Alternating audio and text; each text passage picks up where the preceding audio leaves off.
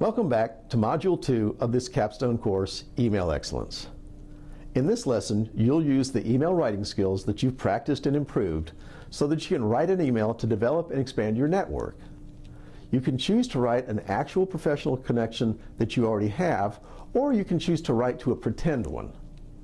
Who you write to may depend on what your role as a writer is.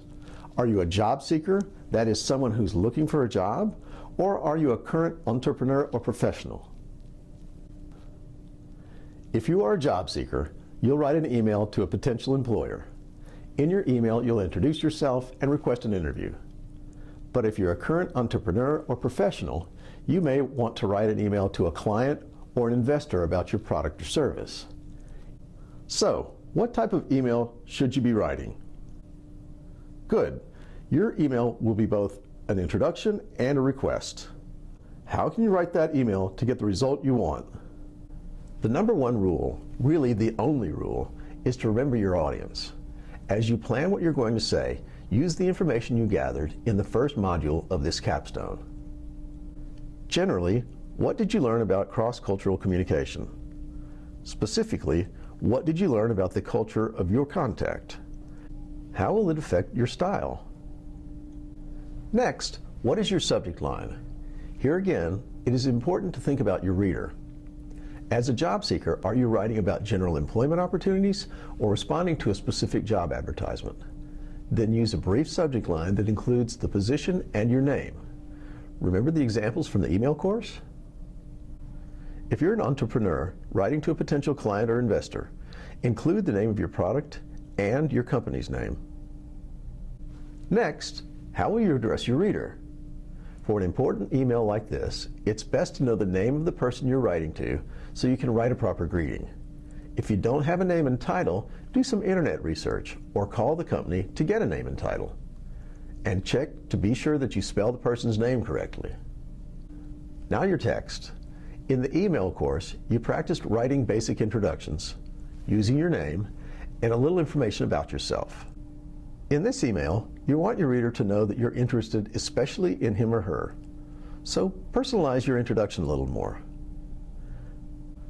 I am familiar with your company and I would like to introduce my unique product to you. At ABC Inc., we have developed...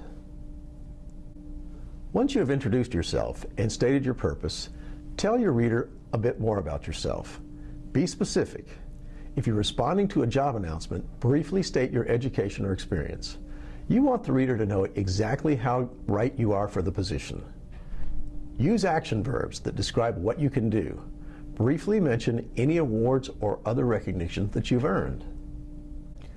During university, I worked as an assistant to the director of planning. In that position, in my position as manager at ABC Company, I was able to, or something like, I was named Manager of the Month. If you are a business professional and you are looking for a new client, describe how your product or service can improve something for them. Tell how it solves problems. Remember the MacBook Air, the world's thinnest notebook? Here again, the goal is for your reader to see why your product is right for them. With our new line of products, customers can easily... Our new product provides these following benefits for the customers. Lastly, restate your purpose and request a meeting. In these last few sentences, you want to persuade your reader to do something, give you an interview or a meeting. So once again, think about your reader. Emphasize to your reader how you can help them and then request a meeting. As a job seeker, you can write, I am confident that I have the qualifications and experience you are looking for. I would appreciate the opportunity to interview for this position. Please feel free to contact me at this email address or by phone at 444-222-1234 to set up an interview. As a business professional, you can write, I believe this would be an excellent opportunity for you.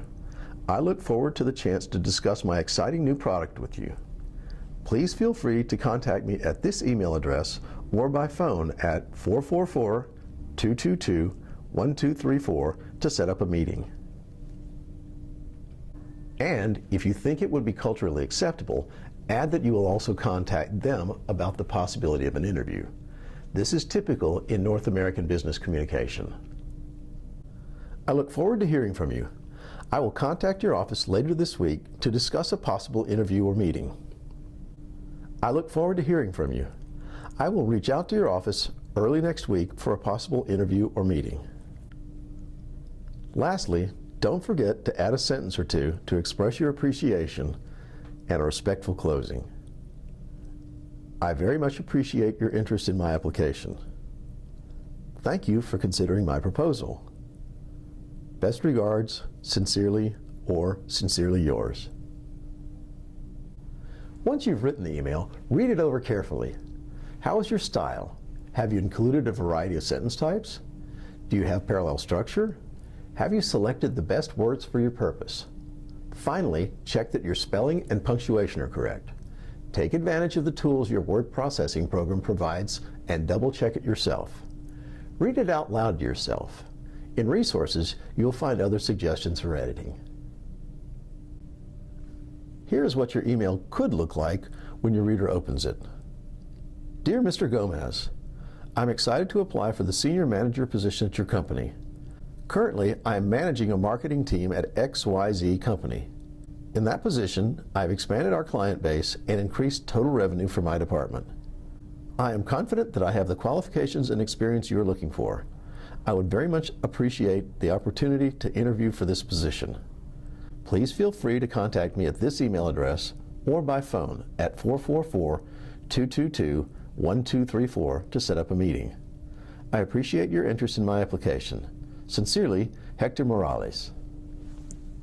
As you will notice, this email is respectful, brief, readable, and attractive to them, something they will want to read and respond to. In this lesson, we've looked at how to write an effective email to introduce yourself and request a meeting. We've reviewed language for each section of the email, and we emphasized how important it is to focus your email on meeting your reader's needs. As you write, remember your audience at all times. With this email correspondence, I feel confident that you will begin to expand your network and find the success you hope for. Well, this is it from me about email writing. Good luck in your next module, where you'll get to do some more practice speaking English.